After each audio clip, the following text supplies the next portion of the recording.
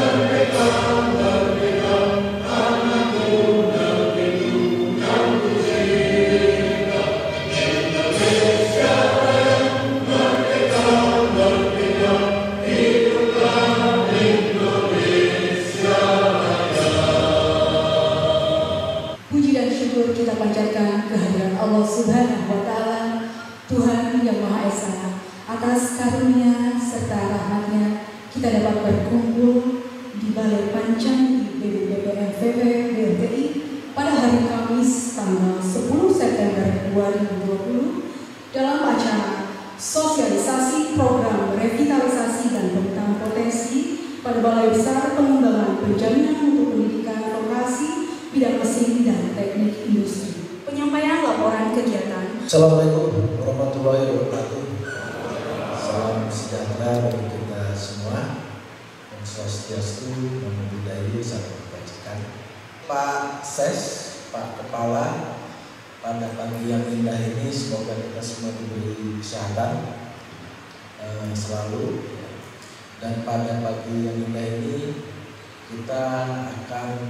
saya melaporkan kita akan melaksanakan kegiatan sosialisasi program revitalisasi dan pemetaan potensi BPPMVP IMT. Kemudian hadir di sini sebagai pembicara pemaparan itu nanti ada Pak Sekjen Pembina Vokasi, Pak Dr. Hedi Karuna, dan juga rekan-rekan tim pakar revitalisasi yang akan menyampaikan atau mulai mensosialisasikan. Nanti dari rekan-rekan tim pakar kami yang akan melaksanakan pemetaan potensi, asesmen yang harus segera kita olah di pusat sehingga peta potensi Balai Besar ini bisa jadi utuh, Pak, untuk pengambilan kebijakan Direktorat Jenderal Vokasi. Pak Ses, mungkin itu yang bisa saya sampaikan pada sesi kali ini. Harapannya pertemuan kita pada pagi ini di tanggal 10 September 2021 dengan kondisi COVID, ya, semoga ini tidak menjadi masalah, ya, dan kemudian kita selalu diberi kesehatan. Mungkin itu yang bisa saya sampaikan dan saya laporkan pada pagi ini. Untuk selanjutnya saya persilakan kita berikutnya. Assalamualaikum warahmatullahi wabarakatuh. Hadirin yang berhormat, selanjutnya adalah sambutan dan ucapan selamat datang kepada seluruh peserta kegiatan yang akan disampaikan oleh Kepala BPPM BPPMTI yang terhormat Bapak Supriyono MSI. Disilakan. Assalamualaikum warahmatullahi wabarakatuh. Selamat pagi, salam sejahtera, Om Swastiastu, Namo Buddhaya. Kami undang untuk bisa hadir memberikan satu masukan, tentu saja apa saja yang nanti akan bisa dilakukan dalam rangka revitalisasi dan juga pemetaan kegiatan Balai Besar. selamat datang di kampus BPNBV BMT ini yang sungguh asri hijau, tetapi di tengah-tengah keasrian kehijauan kami, kita ada satu moto kerja keras karena kita mesin teknik dan industri. Ya, jadi teman-teman kami yang katanya lemah lembut, begitu sudah ada di belakang tempat praktek, Bapak dan Ibu sekalian, mereka sudah siap dengan berpaknya dan sudah siap untuk memberikan pelatihan-pelatihan bagi guru-guru kita semua. Bapak dan Ibu sekalian, mohon izin Pak Sekretaris, kami ingin menanyakan beberapa profil yang bisa kita sampaikan, dan itu bisa dijadikan kita bersama untuk sebagai dasar pemetaan apa yang bisa kita lakukan, apa yang kita bisa kuatkan terkait dengan pertama revitalisasi. Tentu saja kalau kita bicara revitalisasi itu ada dua hal yang besar. Pertama terkait dengan SDM, yang kemudian yang kedua adalah sarpras. Ya. SDM kita butuh waktu, ya, butuh waktu lama karena sifatnya ada program upskilling dan reskilling. Kemudian kalau kita bicara sarpras, kita butuh anggaran. Tidak perlu waktu lama. Kalau anggarannya ada, tinggal klik di e-katalog, semuanya sudah selesai. Ada dua hal yang berbeda. Tugas fungsi utama di BPNBV BMT adalah pertama pengembangan, ya, pengembangan pendidikan vokasi. Tusi utama kami, ya, itu adalah untuk upskilling dan reskilling. Ups adalah untuk meningkatkan, ya, kompetensi para WI kami, para guru kami, ya, dan adalah meningkatkan kembali. Jadi ada semacam penyegaran kira-kira seperti itu. Kami punya media Iswara Muda, totalnya ada 50. Sebelumnya kebutuhan kami harusnya ada 83, jadi masih ada kekurangan 33. Kemudian untuk media usaha pertama itu ada 1, harusnya kami masih membuka kurang lebih 16, jadi 17 ya. Kayaknya ada beberapa, mohon izin nanti mungkin kalau bisa itu nanti bisa pindah ke ke jabatan fungsional lain atau ke WI. Tetapi terus terang saja kalau ke WI, Bapak dan Ibu sekalian, Pak Sekretaris, itu kita langkahnya panjang karena sertifikasinya, kemudian penilaian angka kreditnya harus kelar. Kita tidak tahu nanti apakah betul-betul kita sudah menjadi ada perubahan upskilling dan reskilling itu lebih cocok ke WI atau ke Widya Prada. Kemudian untuk perencana media kami masih kelebihan 3, perencana muda kelebihan 2, dan pengelola PBJ kami ada kelebihan 2. Cukup 2 saya kira. Saya kira itu bisa kita sampaikan. Kemudian dari sisi kapasitas atau sarpas, lanjut. Nah ini Bapak dan Ibu sekalian, kami sudah meraih ZIBK pada tahun 2018 disampaikan, tapi prosesnya tahun 2017 sebenarnya sudah turun. Lanjut. Nah ini penilaian sakit kami, Bapak dan Ibu sekalian, pada tahun 2018 kami ada di ranking 9 seluruh eselon 1 di JNGTK.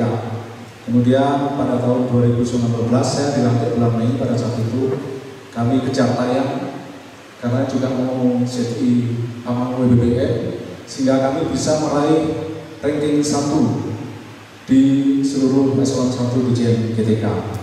Mudah-mudahan, biasanya mempertahankan itu agak sulit.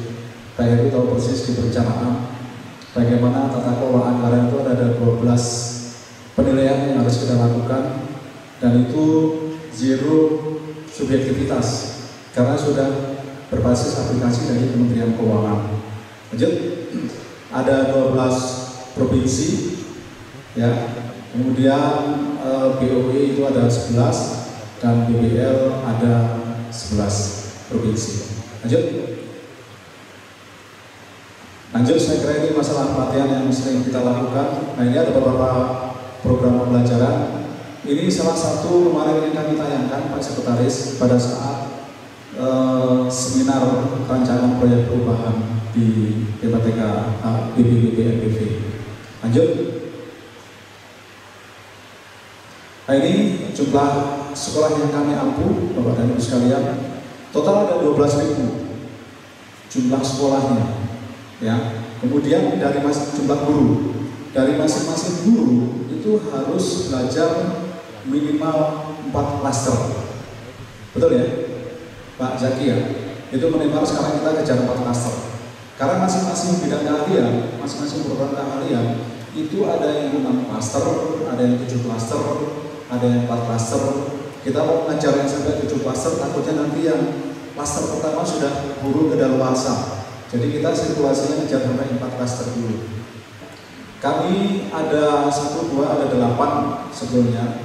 Ada 8 unit kompetensi yang ada di dalam kami. Pertama ada mesin produksi dan konstruksi, kemudian ada otomotif, kemudian ada departemen ketenaga listrikan, kemudian ada departemen elektronika dan informatika, dan kemudian teknik perencanaan, kemudian ada manajemen kependidikan dan energi terbarukan. Nah, Bapak dan Ibu sekalian, Pak Sekretariat melaporkan ini menggunakan istilah departemen karena kita memiliki beberapa keahlian, sehingga teman-teman yang hadir di sini adalah para kepala departemen yang membawai di masing-masing unit keahlian. Lanjut. Ini inovasi kami, saya kira Bapak dan Ibu sekalian, salah satunya adalah kami oleh Prancis, oleh Schneider dipilih menjadi Center of Excellence untuk bidang listrikan.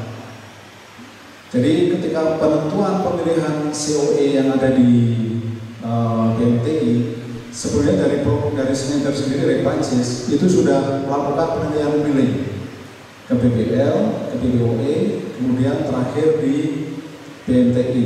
Oleh Prancis ditetapkan yang paling mumpuni, pertama dari sisi SDM, kemampuan dari kami, kemudian dari sisi ketersediaan sampah saat itu, sehingga ditetapkan BMTI sebagai Center of Excellence-nya kelistrikan. Nah, ini Bapak Ibu sekalian, pada bulan Mei kami melakukan rakor industri, ya. Waktu itu peserta industri secara Vicon itu ada kurang lebih 400 industri yang di 12 provinsi mengikuti rakor industri. Setelah itu, setelah melakukan rakor industri, kami setiap tahun, setiap minggu melakukan aksi kejuruan.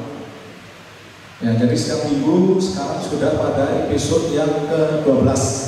Ya, nanti biasanya hari Kamis, nanti Selasa depan, Kamis depan ya, Selasa ya, hari Selasa depan itu sudah episode yang ke-12. Setiap kami melakukan aksi kejuruan atau industri berbagi, kami mengundang 2 industri ya, dengan SMK, seluruh SMK, dan satu industri itu biasanya mereka sifatnya company holding. Jadi satu industri sebagai pembicara biasanya dia membawa 2, 3, atau 4 perusahaan yang ada di bawah company-nya. Bayangkan kalau kita sasarannya rencananya 30 sampai anggaran kita habis, yang menggunakan sisa-sisa anggaran yang dari Dirjen PTK yang selalu digaungkan oleh Bapak Dirjen, Mas Menteri, itu terlaksana. Nah, melalui aksi kejuruan ini Bapak Ibu sekalian, ini sangat efektif. Oleh sebab itu, mohon teman-teman yang hadir di sini dari industri, kalau butuh tenaga kerja tamatan SMK, hubungin kami. Kualitasnya seperti apa nanti kita penuhi, ya. Tolong ya Bapak Ibu sekalian, ini sudah pesan, kami sudah melamar, jadi tolong direalisasikan itu. Lanjut. Nah, ini galeri kejuruan Bapak dan Ibu sekalian, ini adalah unggulan kami. Jadi kami ada galeri kejuruan. Tadi kemarin kami sudah seminarkan, kami mendapat dukungan dari Pak Sekretaris. Mudah-mudahan dukungannya bukan hanya supporting saja dari sisi itu, tetapi anggarannya Pak Ses. Kami membutuhkan vokasi itu tidak selalu mahal, tetapi memang tidak murah. Ya. Karena kompetensi keahlian itu selalu diawali dengan paham, ya, penggunaan paham. Ya. Jadi kali ini tujuan Bapak Ibu sekalian, kami akan membangun virtual book untuk guru-guru kita yang sampai hari ini belum pernah ada dari pemerintah. Jadi fungsi daripada guru kali tujuan adalah menyediakan semua modul program keahlian yang bisa diakses guru-guru kejuruan secara online, ya. Itu untuk belajar. Tinggal guru-guru kita nanti bisa mengakses secara online. Setelah mereka pinter, karena bisa belajar secara murah, pada saat kita undang di kelas daring. Nah ini Bapak Ibu sekalian, ketika guru-guru diundang di kelas tatap muka, itu kan paling tidak butuh waktu berapa? 60 jam itu berapa minggu, Pak Made? 6 minggu. Coba, pola diklat yang 60 jam kita butuh waktu 6 minggu. Karena apa? Karena kita merasa tidak yakin guru-guru itu jangan-jangan mereka tidak belajar. Jangan-jangan mereka tidak pernah tahu. Mereka hanya berbekal dari apa yang sudah dari sekolah pada saat kuliah. Itu aja yang dipelajari. Nah sekarang sudah kita siapkan tuh. Mudah-mudahan ke depan kita sudah siap kepada Muslim. Kalau di kejuan kita siapkan di virtual, pada saat guru-guru diundang tidak butuh waktu 6 minggu. 2 minggu punya keyakinan, kita undang diklat, ujian lulus. Nah kan memang ada 4 minggu nih. Ada efisiensi anggaran 4 minggu. Mereka tidak harus selalu stay di sini. Setelah itu Bapak Ibu sekalian, kita undang untuk uji kompetensi keahlian bagi guru-guru yang sudah lulus. Lanjut. Ini kami sudah membuat roadmap, ya, roadmap sampai tahun 2024. PMTI kegiatannya apa saja ini sudah kita susun bersama, dan ini yang menyusun bukan saya, bukan teman-teman di surga pada saat itu, tetapi melibatkan semua kepala departemen, ya. Lanjut. Nah, ini Renstra kita juga sudah selesai, Bapak Ibu sekalian, terkait dengan semua fitur kegiatan lembaga PMTI. Bapak dan Ibu sekalian bisa akses informasi tentang kejuruan, bisa akses melalui websitenya BPPP-MPPI. Demikian dari kami. Assalamualaikum warahmatullahi wabarakatuh. Sambutan sekaligus membuka acara secara resmi yang akan disampaikan oleh Sekretaris Direktorat Jenderal Pendidikan Vokasi yang terhormat Bapak Dr. Henry Tambunan, disilakan. Assalamualaikum warahmatullahi wabarakatuh. Selamat pagi dan salam sejahtera kita semua. Pendidikan vokasi atau vokasi mendapatkan perhatian yang utama dari pemerintah, khususnya dari pimpinan negara kita, baik Pak Presiden maupun dari Menteri, dengan terbentuknya Direktorat Jenderal Pendidikan Vokasi. Nah, sebenarnya apa harapan dari pimpinan negara kita adalah untuk menyiapkan sumber daya manusia yang siap bersaing dalam organisasi, siap bekerja. Nah, harapan ini tentunya harus kita lakukan kepada kita yang bergerak di bidang vokasi. Harapannya memang besar sekali. Kemarin kita menyusun laporan laporan kinerja untuk pemilu tahun, ya. Khusus itu diminta tentang vokasi. Ini kan anggarannya Pak Presiden ini, apa laporannya? Ini kita sesuai dengan apa? Dalam tahun ini kita sebar baru kita, tidak kami yang bisa terpusat, tetapi juga teman-teman di besar. Ini akan selalu kami sampaikan dan selalu akan kami lagi. Jadi punya tugas berat bersama. Nah, tadi saya sampaikan harapan itu ada di kita, khususnya di kota besar. Hanya memang kami perlu tahu dari KPK, dari kota besar, jadi memang kita harus tahu dulu kondisinya, sumber daya manusia manusia maupun sahabat yang disampaikan. Apakah kita sudah siap untuk melakukan? Harusnya sudah siap, tapi memang awal kita harus melakukan. Itulah sebenarnya kita sudah melakukan ini, waktu kita organisasi untuk mengikuti kondisi yang ada. Karena kita langsung berharap terjadi berat, tapi kita tidak tahu kondisinya. Ini kan peralihan dari KPK ke pendidikan vokasi ini pasti paradigmanya pasti ada yang berbeda. Ya memang ada sebagian sama, tapi itu sebenarnya Bapak Ibu sekalian, khususnya dari jadi tidak usah khawatir Pak, tidak usah khawatir. Ini teman-teman dari ini hanya untuk memudahkan. Sekali lagi tugas berat menanti Bapak Ibu sekalian, menanti kita, Bapak Ibu, menanti kita. Ini sudah disampaikan oleh Pak Kepala, ya. Ini kebetulan Bapak-bapak kami, Bapak Ibu kami ini pelayan Pak, pelayan masyarakat, ya. Pelayan Bapak juga, ya. Monggo Pak, tadi kita sudah terbuka, Bapak butuh apa? Kami siapkan. Jadi memang ini menjadi suatu apa yang selalu saya katakan oleh Pak Dirjen, ya. Semua kami sebenarnya, baik kepala maupun direktur sampai kepada media suara, kita itu harus change of mind, kita harus berubah pola pikir. Jadi jangan kita menunggu industri yang datang, kita yang harus berubah, kita harus berubah. Kami harus berubah dari semua. Jadi kita punya dia selalu menjadi program dari masing kita, ya, Merdeka Belajar. Karena memang dilihat bahwa sistem yang selama ini yang sebelumnya ini mungkin tidak memenuhi visi-visi yang menciptakan sumber daya manusia yang seperti itu. Jadi oleh karena itu dibuatlah program Merdeka Belajar yang tidak hanya di sekolah menengah, ya, dasar dan menengah, tapi juga untuk perguruan tinggi melalui kampus Merdeka. Nah, ini yang coba kami implementasikan dalam program-program yang telah kami buat. Lanjut, Bapak Ibu sekalian. Nah, Bapak Ibu sekalian, selamat ini kebetulan terima kasih ada dari industri dan dunia kerja, ya, dari usaha dan industri.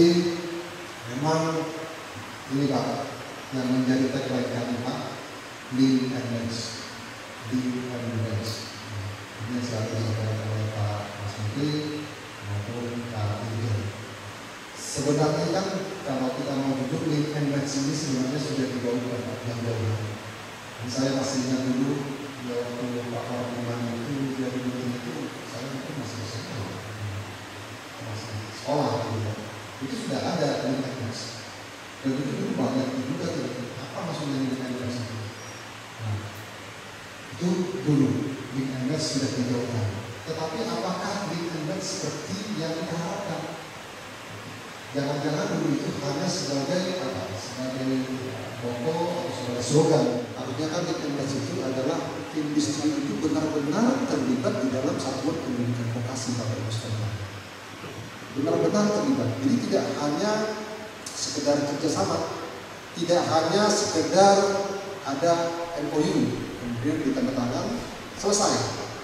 Tidak hanya sekedar itu Bapak Ibu sekalian.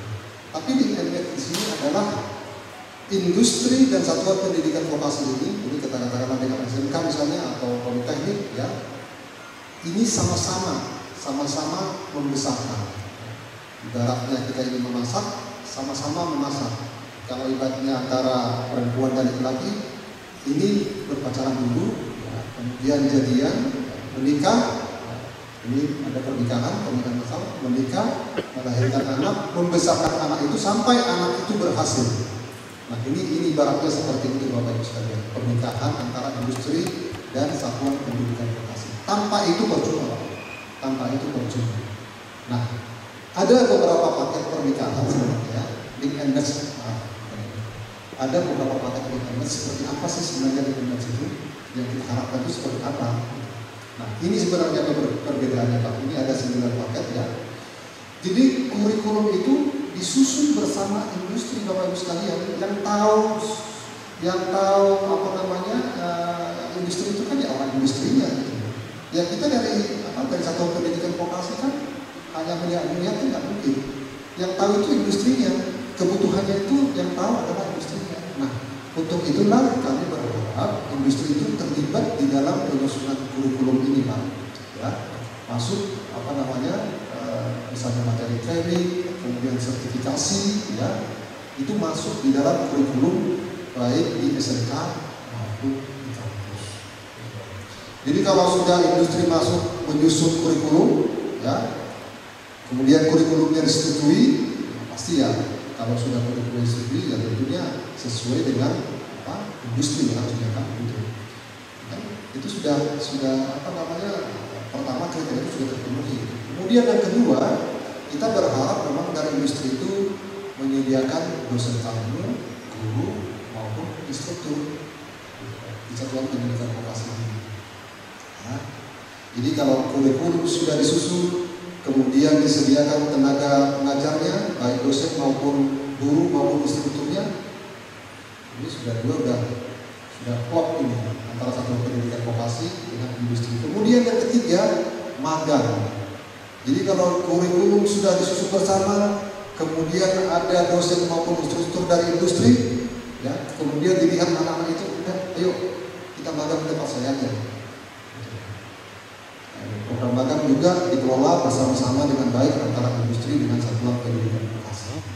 Ini ada 9 Pak sebenarnya. Kemudian kalau misalnya dilihat ada anak itu yang berprestasi, ya, ada berprestasi baik, ya, baik ketika pembelajaran, misalnya ketika magang, ya bisa jadi misalnya industri memberikan beasiswa. Ini kan nanti akan diikat gitu. Ya ini kan sebenarnya mengurangi unit cost, jadi tidak ada lagi misalnya biaya untuk pelatihan. Ya sudah di sini aja langsung Pak. Jadi industri itu tidak usah ada lagi misalnya departemen diklat gitu, nggak usah, langsung aja terlibat di sini. Nah tadi sudah sampaikan juga sama Pak Kepala, kami siap untuk melatih. Ya. Anda butuh apa? Kami siapkan. Misalnya untuk magang juga kami siapkan gitu. Jadi jangan ketika dia magang di sana dia masih belajar 1 bulan, wah ini rugi industri ini. Masih diajarin lagi. Balai besar akan menyiapkan itu. Ketika mau magang ataupun ketika misalnya Bapak Ibu sekalian butuh tenaga kerja, kita akan menyiapkan itu. Jadi kemudian ada bridging programnya. Kalau misalnya ada teknologi, ya, atau proses kerja yang industri bisa diperkenalkan baik di SMK maupun di balai besar. Kemudian sertifikasi, ya, kami harapkan setelah anak-anak itu magang di industri, kami berharap industri bisa memberikan sertifikasi, Pak. Yang mungkin tidak seperti dari badan sertifikasi, Pak. Tapi dia artinya bahwa anak ini siap dan sudah menguasai bidangnya. Tapi ini sangat berguna sebenarnya, ini yang dibutuhkan, bahwa ini layak dan sudah siap bekerja. Kemudian ada joint research, ya, bisa terapan dosen bisa aja misalnya diberikan ke kampus maupun ke SMK. Misalnya ada sesuatu pekerjaan, nanti kami berharap SMK ataupun politeknik bisa mengerjakan, ya, itu bagus bisa aja disampaikan. Jadi ada 9 paket ini Pak, sampai kepada ini tadi komitmen kuat untuk menyerap lulusan. Jadi kalau Bapak Ibu sekalian sudah melihat ini anak bagus nih, rugi saya kalau saya nggak mendapatkan itu, ambil angkat pengenalan lulusan. Jadi kita melihat aja sudah mengurangi biaya untuk kos untuk pendidikan dan pelatihan Bapak Ibu sekalian. Nah inilah yang disebutkan dengan pernikahan itu. Lanjut, ya ini Bapak Ibu sekalian program-program kami, ya. Kami itu ada 4 direktorat, ada direktorat khusus dan pelatihan, dan khusus ada juga ya Pak, dan khusus ya, kita punya monggo Pak, kita punya PKK-PKW, ya, kami berharap juga Bapak Ibu yang dari khusus bisa berperan di sini. Kalau itu sangat besar Pak, itu 50.000 itu, yang program kecakapan keterampilan itu 50.000 yang harus kita kita ciptakan untuk siap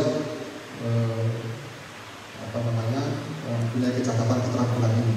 Kemudian untuk kecakapan wirausaha kita menyiapkan sampai 16 ribuan. Jadi mereka yang siap berusaha, berwirausaha.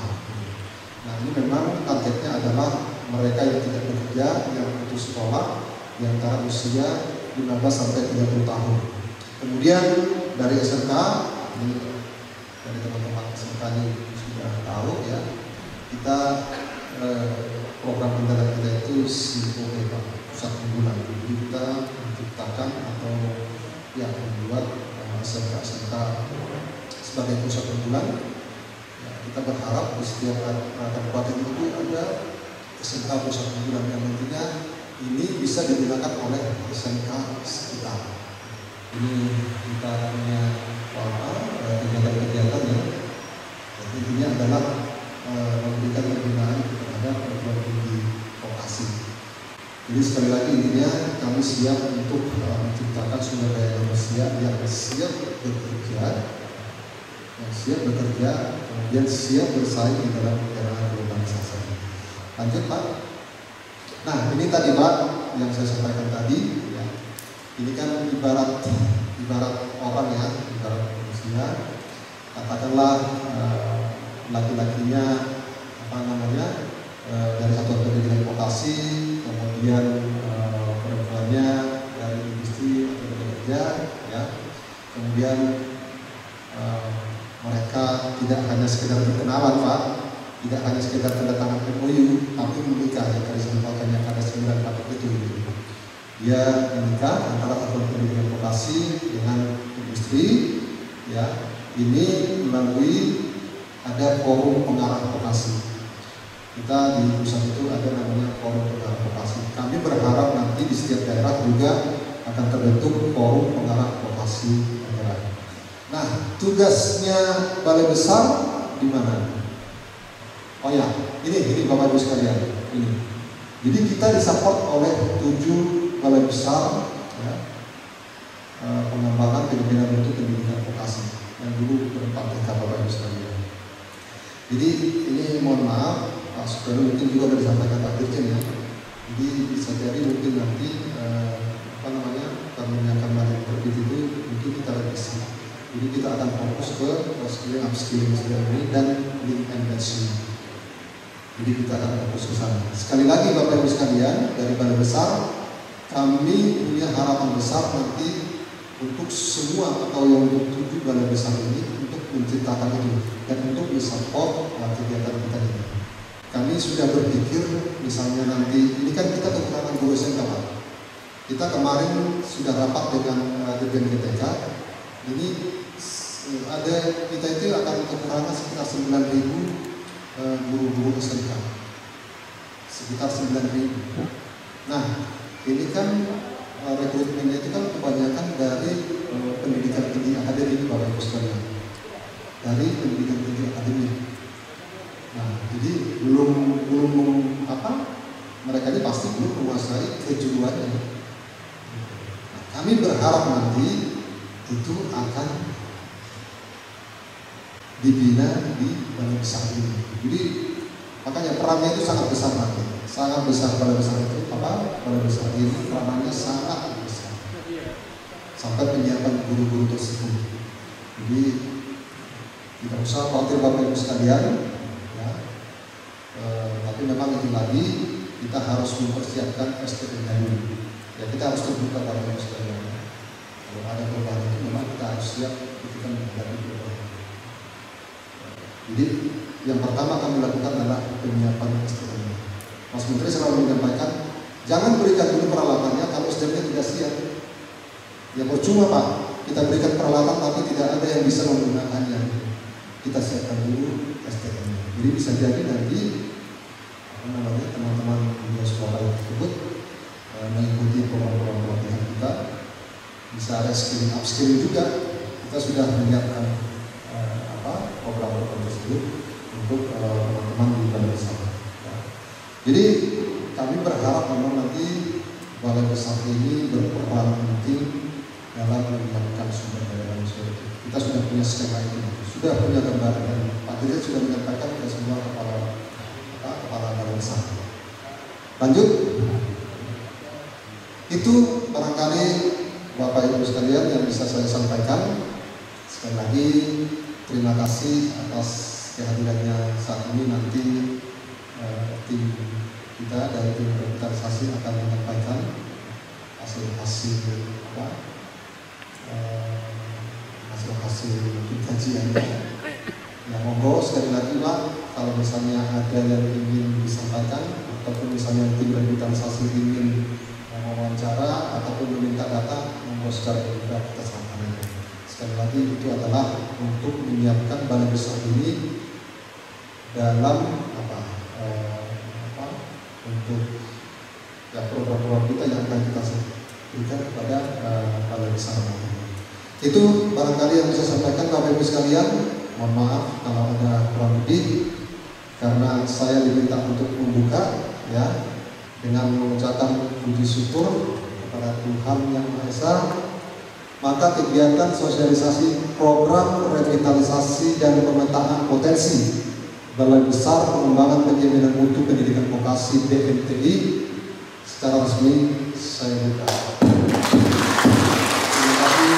Assalamualaikum warahmatullahi wabarakatuh. Selamat pagi dan selamat datang bagi kita semua.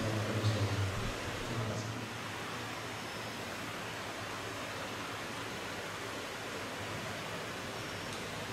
Hadirin yang berbahagia, demikian acara pembukaan sosialisasi program revitalisasi dan pemetaan potensi DB PPM BMTI telah selesai dilaksanakan.